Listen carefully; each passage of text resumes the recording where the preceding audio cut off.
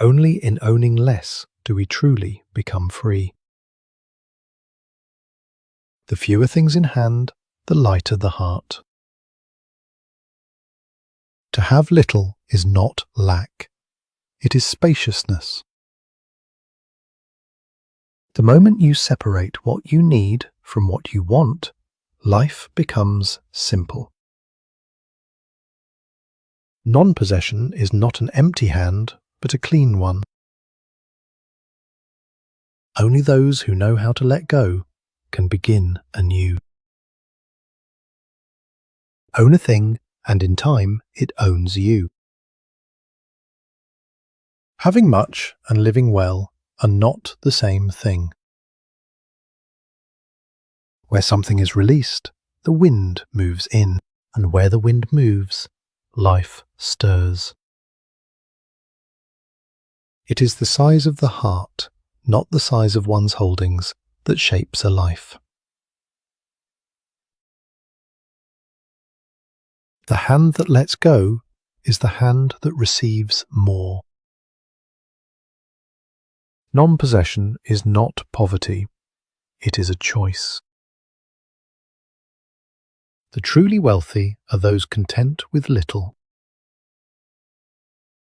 Want less, and the world begins to feel wide.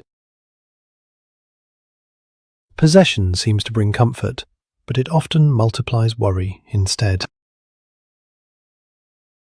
Grasp one thing, and you are bound to lose another. Only an empty bowl can hold new water. Non-possession is not wanting nothing, it is wanting rightly.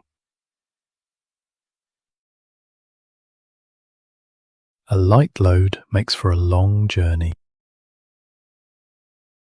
Greed is a vessel that no amount of filling ever satisfies. To be at ease whether you have it or not, that is freedom. Do not tether your heart to objects, and you will be at peace anywhere. Abundance comes not from the storehouse, but from the mind. Non-possession is not turning your back on the world, but meeting it lightly. Take more joy in what you've released than pride in what you hold. Real fullness begins the moment you stop chasing more. The opposite of possession is not scarcity, it is freedom. One who has nothing to lose has nothing to fear. Non-possession is the quiet fullness that lives in an empty heart. Open your hand, and you can hold something new. Owning more than you need invites worry more than you need. The less you have, the less you can lose. Only an empty storehouse of the mind leaves room for wisdom. Cherish your things, but do not be bound to them. To own something is only ever to borrow it for a while. The first step of non-possession is asking, do I truly need this? Learning to do without is the truest form of learning. Lighten the weight of possession, and your steps grow lighter too. We came with empty hands. It is only natural to leave the same way. Fear excess more than you fear scarcity. Non-possession is not destitution. It is another name for restraint. Every time you set one thing down, the heart widens by an inch. The longer the chain of possession, the smaller the circle of freedom. Let go of wanting to own, and mere existence becomes a gift. Once you know you can live without it, life becomes simple. Non-possession is not discarding objects, but discarding attachment. True abundance comes not from adding, but from subtracting. Remember, the more you possess, the less free you become. An emptied heart leaves no room for worry to settle. A life of non-possession is not a poor life, it is an honest one. It is not lacking things that makes us unhappy, but never knowing contentment. Prove yourself through your being, not your belongings. Only an empty mind reflects the world's beauty as it truly is. Non-possession is the lightest burden in the world. What still feels unfulfilled after filling was likely filled with the wrong thing. True possession lives not in the hand, but in the heart. Let go of the object in your hand, and your hand becomes free. Seat contentment where greed once sat, and that itself is non-possession. Governing the desire to acquire is the very first practice. Non-possession, in the end, is simply being honest with yourself. Only by emptying does true filling begin. It is the empty bowl that rings with sound. Empty the mind, and the world seeps in. Learn to empty before you strive to fill. A painting breathes because of its blank space. Step into an empty room, and silence speaks. Emptying is not loss, it is preparation. Empty the mind, and peace settles in its place. A cup must be empty to hold fresh water. Wherever something is emptied, a new breeze enters. A life obsessed with filling is forever hungry. The practice of emptying is the practice of living. A fullness born of emptiness is the most precious fullness of all. Empty the mind's storeroom, and wisdom moves in. New things grow in the space we have emptied. Try to overfill a bowl, and it breaks. Emptiness is not nothingness, it is spaciousness. What has been emptied often runs deeper than what has been filled. Empty the mind, and comfort arrives without a sound. In an emptied heart, worry finds no place to stay. Like moonlight slipping into an empty room, peace slips into an emptied mind. Set aside the urge to fill, and fullness comes on its own. To be empty is not to be absent, it is to hold possibility. A bowl is most useful when it is empty. Emptying the mind is the first step toward filling the world. Only an emptied heart makes room for another's pain. Even an empty storehouse can echo. Only after emptying do we see what was truly needed. Filling always ends in emptiness, but emptying ends in stillness. Set down the mind's burdens one by one, and the steps grow lighter. Standing in an emptied place, you finally meet yourself completely. Take more joy in subtracting than in accumulating. Fail to empty when it's time, and the heart festers. Meet the world with an empty mind, and everything feels new. Emptying is not losing, it is reclaiming. Nothing more can be poured into a cup already full.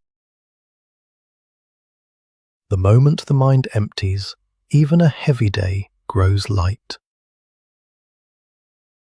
Only an emptied heart truly hears another's words. A life without margin is a room without air. Free yourself in proportion to what you release. A margin in the mind is a margin in life. An emptied place is never truly hollow. The harder you try to fill, the thirstier you become. Emptying is not an ending, but a door to begin again. Empty the mind, and joy appears even in small things. Only an empty sky lets the stars shine truly. What is emptied can be filled again, and what is filled must be emptied again. Filling and emptying are like breathing in and breathing out. Never neglect the daily practice of emptying the mind. In the emptied place, you meet your true self. Neither overflowing nor lacking that balance is the art of emptiness. An emptied mind carries no weight, whatever it holds. Spend the day you rush to fill instead on emptying. Empty the mind, and gratitude arises even for small things. The lightest road is walked with an empty mind. Do not fear emptiness. Freedom lives within it. An emptied cup can hold more than a filled one ever could.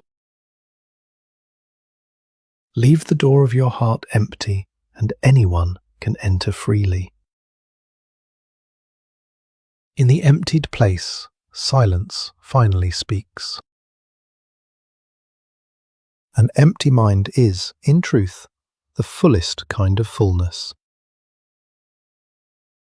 A chosen clean poverty is worth more than any wealth.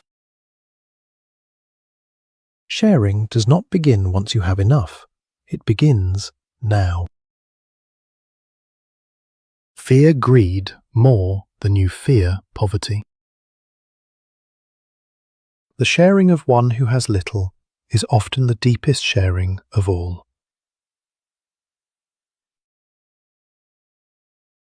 Poverty is not lack.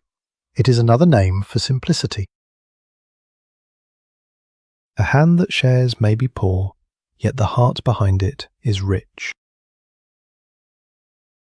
True poverty is a poverty of the heart.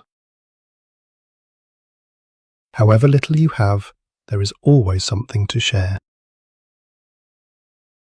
A fragrant life is possible even amid poverty.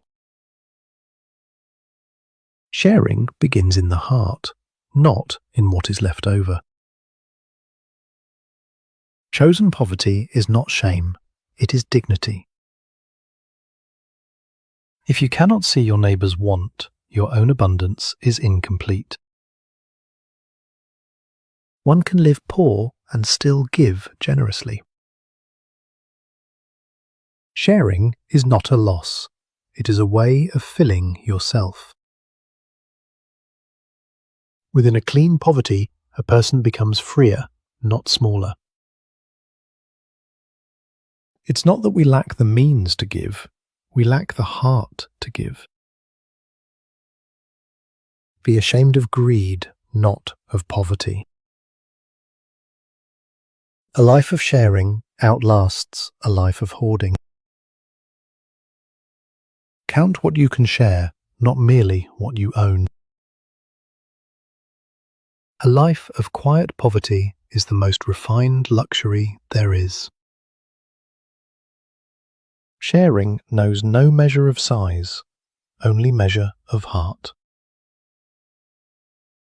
The strength to endure poverty comes from sharing.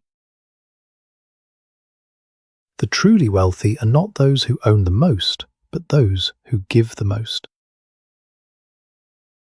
If you can still smile in poverty, you are already abundant. Sharing does not shrink what is yours, it widens the world. One who chooses a clean poverty fears nothing. Thinking of one's neighbour first is the true spirit of poverty.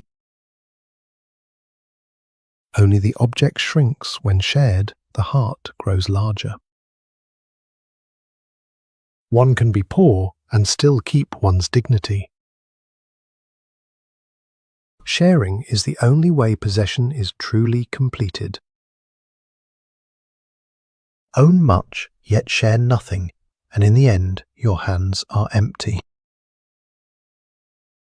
Chosen poverty wears the face of lack, but carries the heart of freedom.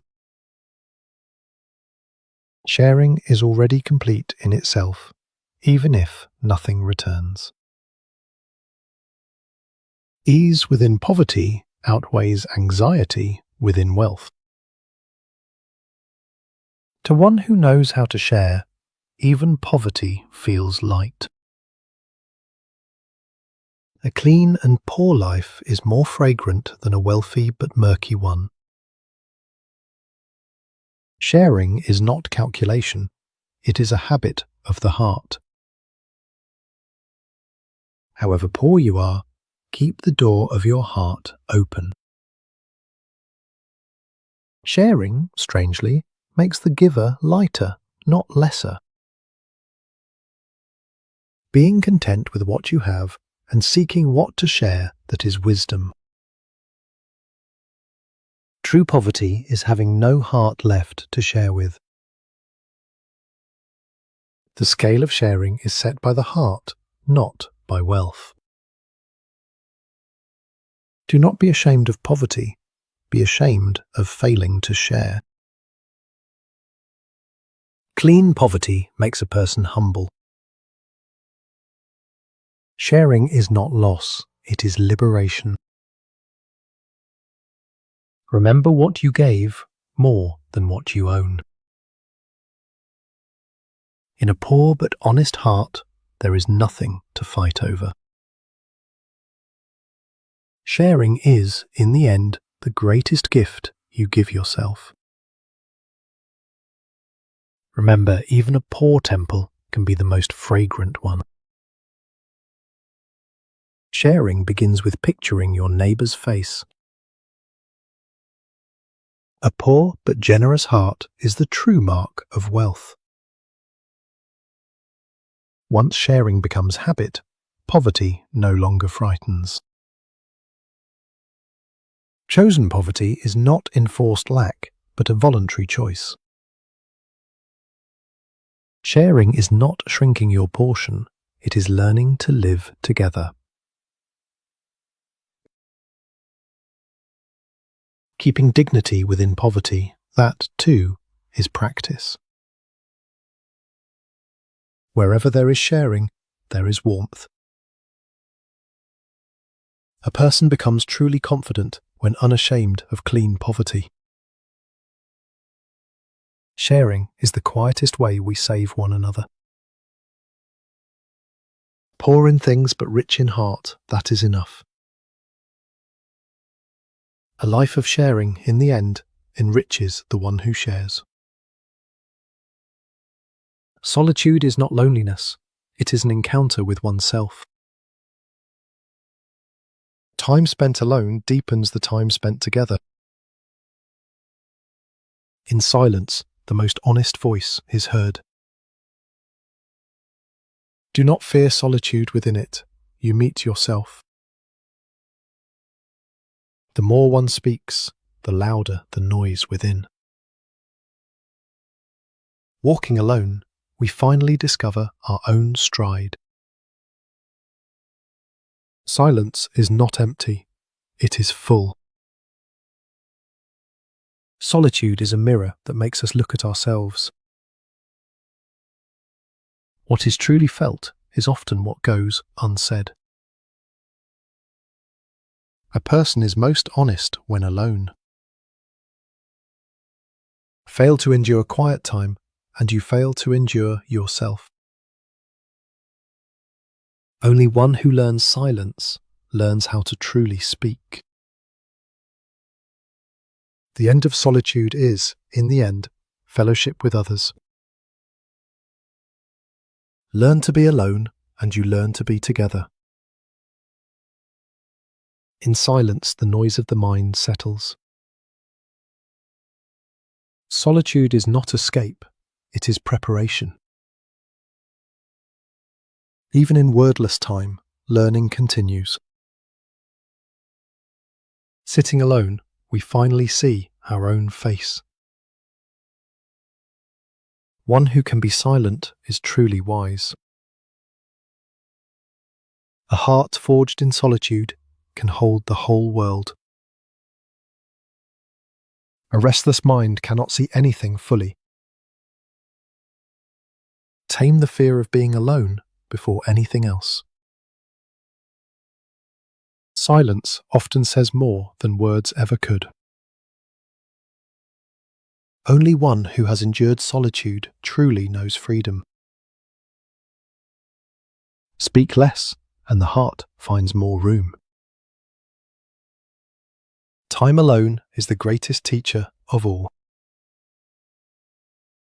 In silence, we face our truest self. Solitude is not a lack to be filled, but a time to be enjoyed. A quiet presence is often the greatest comfort. Standing alone, we finally learn not to waver. In silence, the sounds of the world become audible. Solitude is not self-punishment, it is self-care. A quiet presence beside someone outweighs many words of comfort. Accumulated hours alone are what make a person unshakable. Silence is not a hollow sound, but a deep resonance. There are voices heard only in solitude. The words of a sparing speaker carry weight. Walking a mountain path alone, set down your burdens one by one. People gather around one who knows how to be silent. Solitude is, in the end, the deepest conversation with oneself. A day of silence is worth more than 100 noisy words. Being alone without being lonely, that is maturity. Answers are often found more easily in silence. One who enjoys solitude also enjoys company. A bond needing no words is a true bond. In solitude, dust is brushed from the mind. Silence is not avoidance, it is full presence. Without time in solitude, there is no self-reflection. The moment you restrain your words, the mind clears.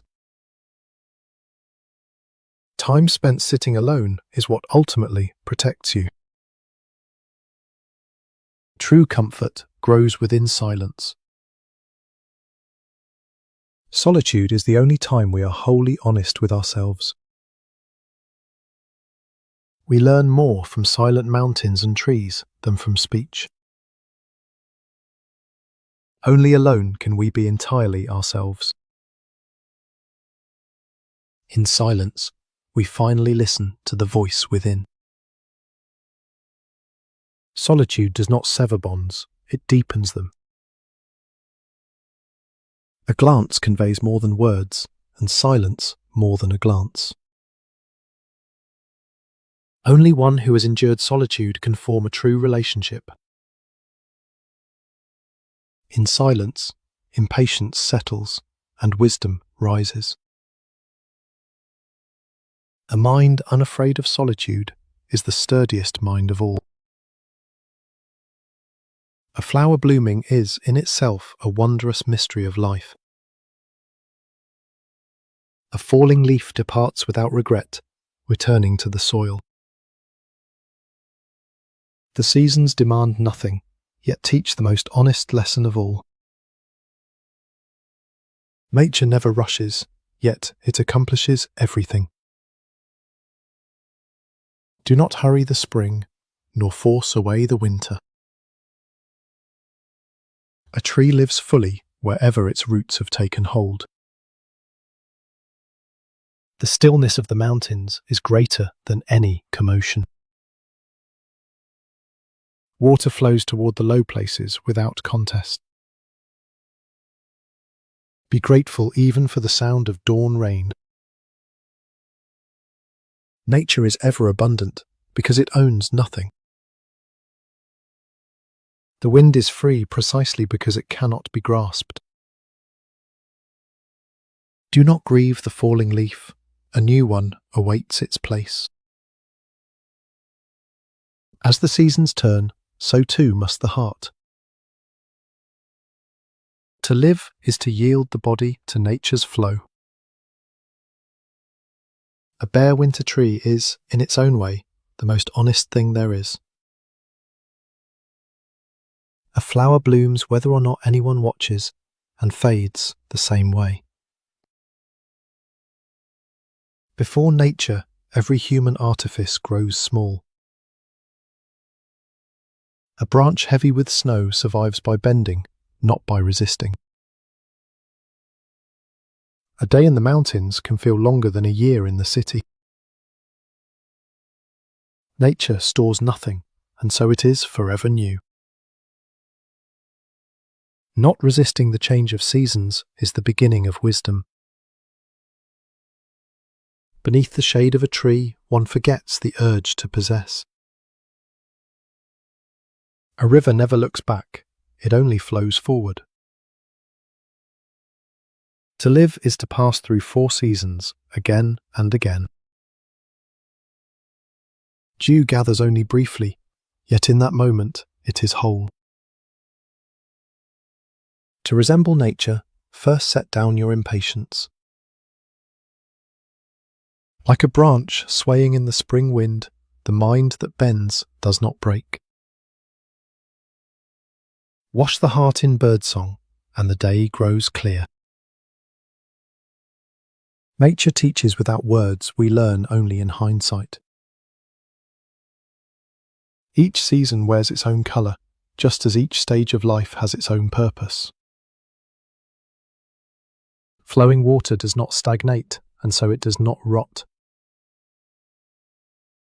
In nature, no one competes for possession. The mountain stands the same whether or not you climb it. A tree bears fruit and does not boast of it. Snow melts and new shoots rise. Apply this truth to your own life. To live is to align yourself with nature's rhythm. The sunset closes the day in its most beautiful way. Nature is abundant without ever needing to compete. A lone tree often roots deeper than one in a crowded forest. As the seasons pass, so do sorrow and joy alike. The silence of the mountains says more than the noise of the city. Nature is open to everyone, precisely because it possesses nothing. Fallen leaves become the compost that nurtures the next spring. To live is to circulate, as nature does. A rock endures long ages without impatience. Nature's time moves slower than ours, yet more surely. watching a flower fall without sorrow that is maturity. To live is to grow humble before nature. A tree sways in the wind but never lets go of its roots. In nature I become small, and in that smallness, free. The cycle of the seasons is a living model of a life without possession. To live is to humbly receive what nature offers. Wash your mind in the sound of water, and greed washes away too. Nature is always ready, only people are always rushed. A single beam of light through the branches can be enough for a whole life. To live is a long journey of learning nature's non-possession. The deeper the winter, the more radiant the spring. Nature wants nothing, and so it loses nothing. One small mountain cabin can feel more abundant than a palace. A life that resembles nature is, in the end, a life of non-possession. A bond cannot be held by force. What is meant to come will come. What is meant to go will go, however tightly you hold on. Do not be swept up by meeting, nor devastated by parting. True understanding comes only through the eye of wisdom. To say I love you is sometimes only a beautiful misunderstanding. To understand another, first set down your own fixed ideas. Forgiveness is, before it is a gift to another, a gift to yourself. Even close relationships need respected distance. Do not swell with pride at praise, nor burn with anger at slander. While a bond lasts, give it your fullest sincerity. The depth of a relationship is measured, not by time spent, but by honesty shared. Seek to understand before seeking to be understood. A love that seeks to possess ends up binding both people. True friendship feels comfortable even in silence. Relationships too need space too close, and they suffocate. Before misjudging another, look first at yourself. A bond should flow like water, not freeze like ice, for ice cracks when gripped. Accept that parting, too, is a form of connection. Seeing another as they truly are, that is where love begins. One who is free within a relationship builds a deeper one.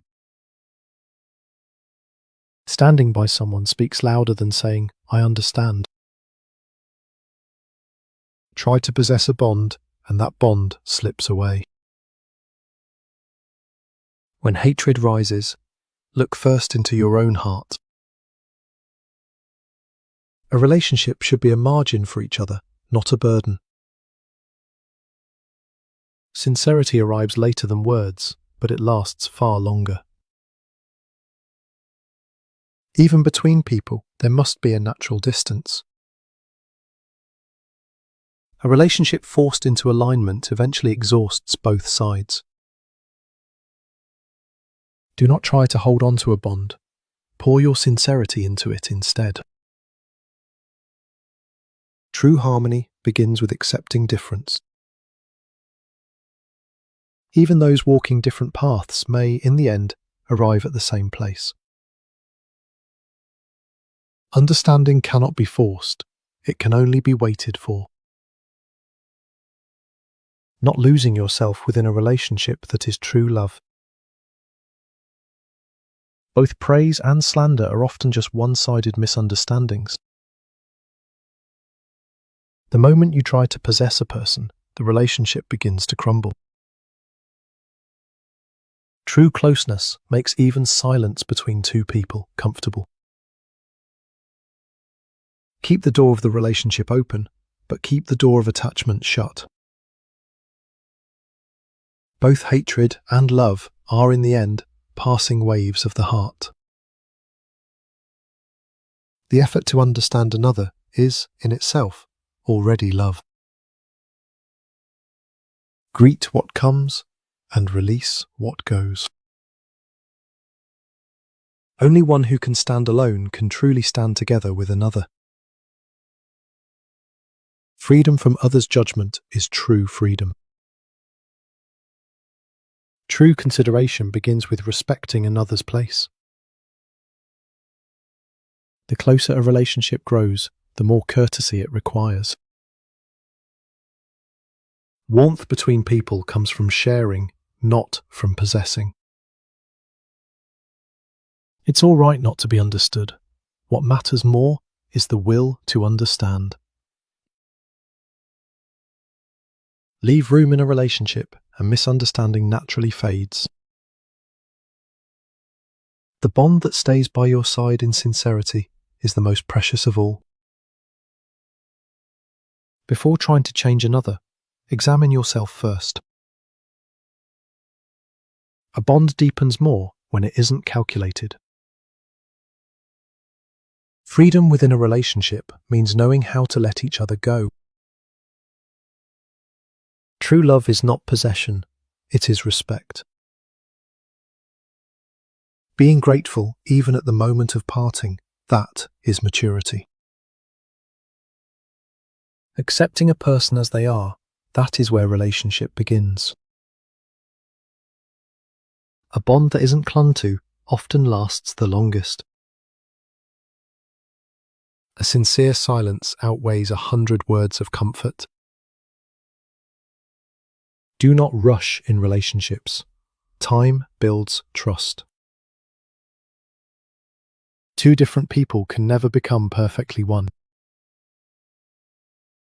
A willing heart to understand naturally dissolves misunderstanding. Even at the end of a relationship, remember gratitude before resentment.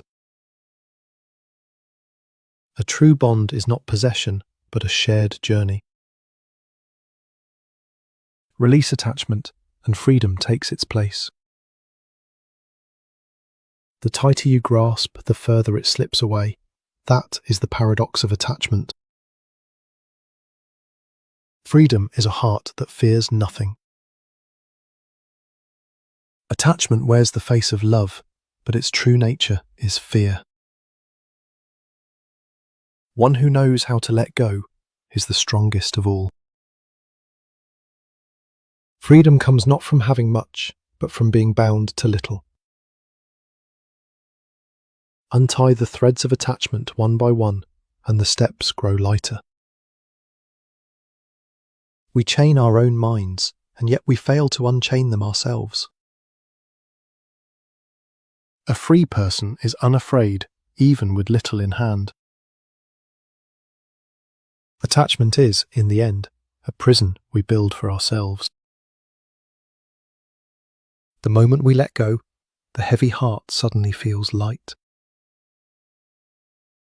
True freedom is not doing whatever one wants, but being bound by nothing. Release attachment, and loss no longer frightens. Freedom lies not on the far side of possession, but beyond it altogether.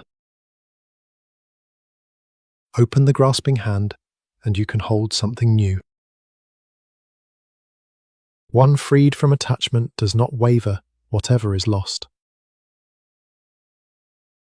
What binds the mind is usually not the object, but our thoughts about it. A free mind is at peace, no matter where it is.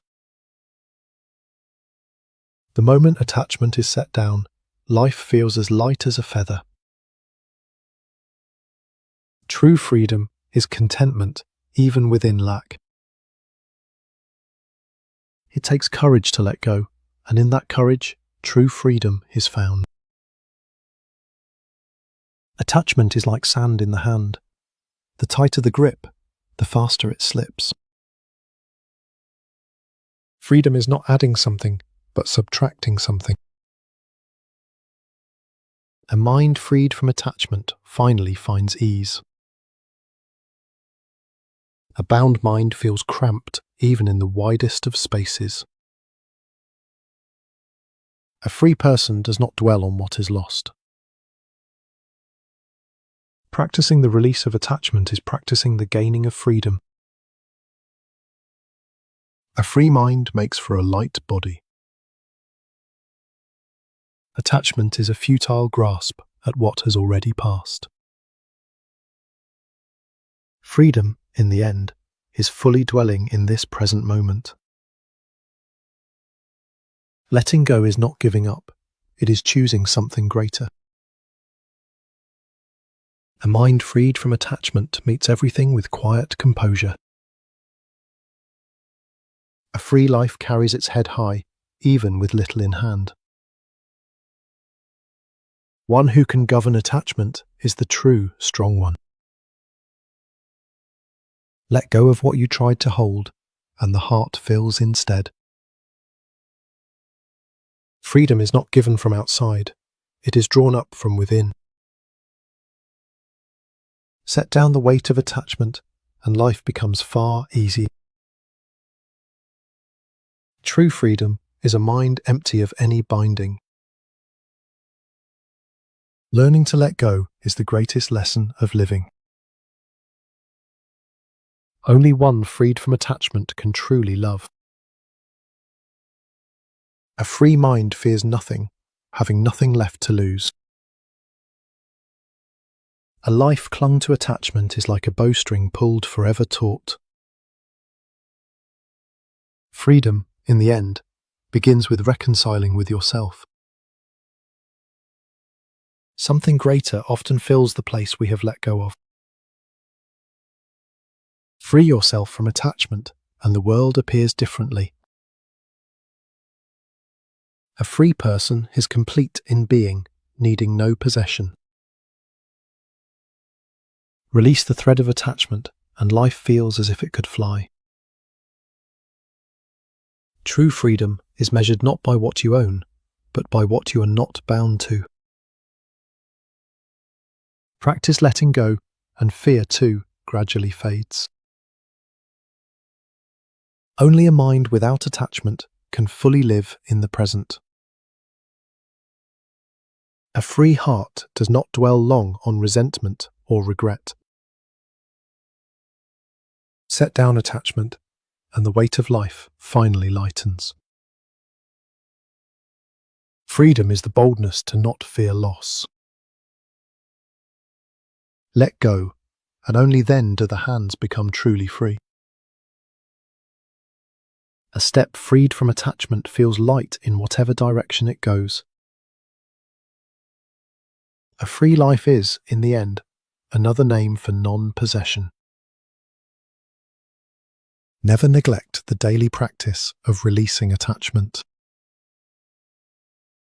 Letting go is the greatest courage a life can hold. A free person never forces a grasp on anything. A mind freed from attachment is the widest mind of all. We came with empty hands, so it is only right to leave the same way. Death is not the opposite of life, but its natural completion. A beautiful ending is not a conclusion, but a new beginning. Living without regret over days gone by, that is a beautiful life. Aging is the final lesson that life offers. Knowing we will one day leave, we live today more sincerely. Preparing for death makes life more honest. Live so that at the final moment you can applaud your own life. Before death, everything ever possessed becomes meaningless. Live today as if it were the last, and regret will be small. Putting one's affairs in order is not sorrowful, it is graceful preparation. Fear a wasted life more than you fear death itself. To leave without regret is to have lived well. Life is completed not through possession, but through existence. Death is the final lesson in letting go of all we possess. Fill each day with sincerity, and the final moment too will be graceful. At life's end, most regrets are not for what we failed to gain, but for what we failed to share. Illness and old age are life's way of teaching us humility. One who can face death with composure can face life the same way. The tighter we cling to life, the further we drift from it. Giving your all to the very last moment is respect for life itself. Preparing for death is not giving up on life, but completing it. Do not waste even a single day while alive. A life's ending is beautiful, not through grandeur, but through simplicity. Death is a natural law that none can escape. To keep smiling until the very moment of departure, that is true practice. Remember that life is, in the end, borrowed time. The courage to face death strengthens the courage to face life. Strive to live honestly until your very last breath. At life's edge, what we miss most is not things, but people. Death is not something to fear, but something to meet with humility. Living fully for one day is better than living emptily for 100 years. Knowing the impermanence of life makes one live more freely, not less. Live so that you need not feel ashamed before death. Never forget that mere existence is already a great gift. What remains at the end is not possession, but the manner in which we lived. The way one closes a life speaks for the whole of it. Live today with the same care you would bring to preparing for death. Do not grieve growing old, rejoice in growing wise. Gratitude, even at life's end, is true wisdom. Death is the answer to the final question that life leaves behind. Living today with sincerity is the best way to prepare for death. Life and death are but two moments within a single flow. One ready to leave lives fully, even while staying. To write the final page of life beautifully, be sincere from this page on. To avoid feeling small before death, live honestly, starting now. Do not postpone loving and sharing while you are alive. Knowing life's brevity makes each moment more precious. Preparing for death is, in the end, another way of loving life. Do not try to grasp anything at the final moment, release it instead. Knowing life is short makes every moment more dear. A mind that meets death with calm is the most mature mind there is. Love today as if it were the last, and greet tomorrow as if it were the first. If you can smile at the end, that life has already succeeded. Death is not a farewell, but a return to nature. Giving your whole heart while alive is the best preparation for death. Keeping one's dignity to the very last moment is true practice. If the departing figure looks beautiful, the whole life was beautiful. Accepting death naturally makes life freer. A life is remembered not as a list of possessions, but as a record of sincerity. Practice is not sitting in the mountains, but living each day with sincerity. The effort to be a little clearer today than yesterday, that is practice. Even cooking rice with full attention becomes meditation. Do not wait for a special moment. Stay awake to this one. The days spent examining the mind eventually build character. Giving full attention to small things is where practice begins. Wisdom is not knowing, it is living as one knows. Living rightly for one day teaches more than memorizing scripture. Changing a habit of the mind is the hardest practice of all. When anger rises, quietly examine its root. Build the habit of examining your mind, one day at a time. Simply noticing an impatient mind is already practice. When the mind wavers, steady your breath. A small act of practice outlasts a great moment of insight. True practice hides within the repetition of daily life. The strength to govern the mind comes from quiet repetition. Wisdom is proven by life, not by the mind alone.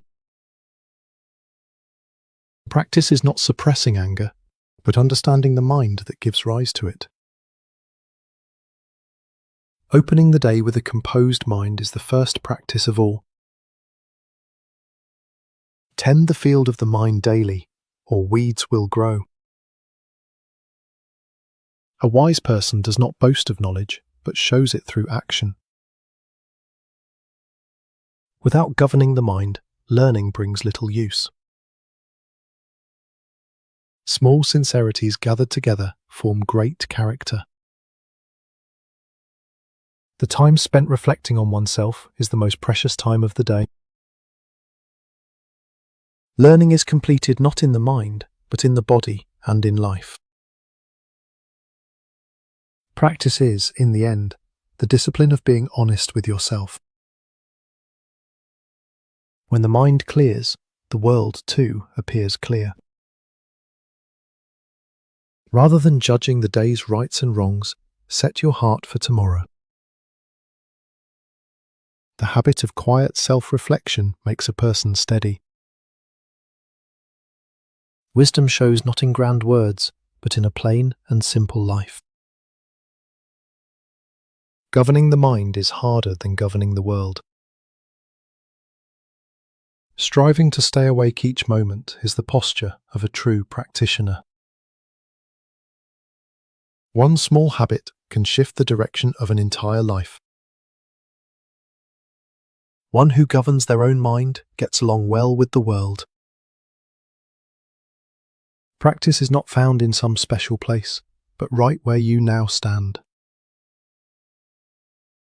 Only a still mind reflects wisdom clearly. Daily sincerity, in time, shapes the depth of a person. Learning has no end, but practice can begin today. Keeping a promise to yourself is the hardest practice of all. When the mind wavers, look to nature and your center returns. The purpose of practice is not to become special, but to deepen within the ordinary. A wise person teaches more through silence than through words. Wipe the mirror of the mind daily, or dust will gather. The courage to look inward is the beginning of real growth. Living a day with sincerity is in itself a kind of prayer. Governing the mind is a lifelong practice. The true purpose of learning is to become humble. Wisdom comes not from age, but from the depth of reflection. Small daily practices, in time, lead to great awakening. A clear mind does not waver, whatever the circumstance. Humbling oneself is, in fact, the highest wisdom. Practice is not becoming perfect, but becoming honest. Change one habit of mind, and the direction of life changes with it. Always set aside time at day's end to look within. A wise life need not be grand to have depth. Governing one's own mind is the greatest practice in the world. The intention to improve even slightly each day leads to great change. The habit of watching the mind is, in the end, what protects a person. Wisdom is measured not by the volume of knowledge, but by how deeply it lives in one's life. One honest with themselves can be honest with the world. Life needs margin. A life packed with no space to breathe cannot breathe at all. Ease comes not from having more time, but from where the mind rests. Erase the margin in the name of busyness, and you lose what matters most. Just as a painting breathes through its blank space, life needs its own margins. However busy you are, keep a quiet corner in your heart. Only a life with margin can receive something new. An unhurried mind, in the end, travels farther. Ease begins the moment you set down one desire. A mind that cannot bear empty time is always restless. Set aside a moment each day to do nothing at all. Margin is not laziness, it is quiet preparation. Only a mind at ease can consider another's circumstances. A life that savours margin runs deeper than one that only fills. An easeful person stays composed even in urgent moments. Slow the pace of life, and things once unseen begin to appear. A mind unafraid of empty space is truly at ease. It takes courage to pause, even amid busyness. Ease is, in the end, knowing how to enjoy this very moment. Do not call empty time a waste. Call it recharging. In the margin of a day, reconsider the direction of your life. An easeful mind finds joy even in small things. A hurried life feels hollow even upon reaching its destination. A day with margin is, in the end, a fuller day. Only a mind at ease can grow true wisdom. Do not boast of busyness. Treasure your ease instead. Margin is what lets us prepare for the next step. Set down impatience, and ease arrives on its own. Keep even a few minutes a day entirely for yourself. Ease is not a luxury, it is a necessity of life. An emptied hour can at times be worth more than a packed schedule. Creative thought often arises within margin. Set down haste and the path becomes clearer. An easeful mind is generous, even toward mistakes. A day's margin is preparation for tomorrow. An easeful heart often achieves more than a rigid plan. One who enjoys margin truly enjoys life. A day emptied at ease is remembered longer than one rushed to fill. Only a mind at ease refrains from resentment. Only a life with margin can meet unexpected beauty. What is meant to be achieved will be achieved, even without haste.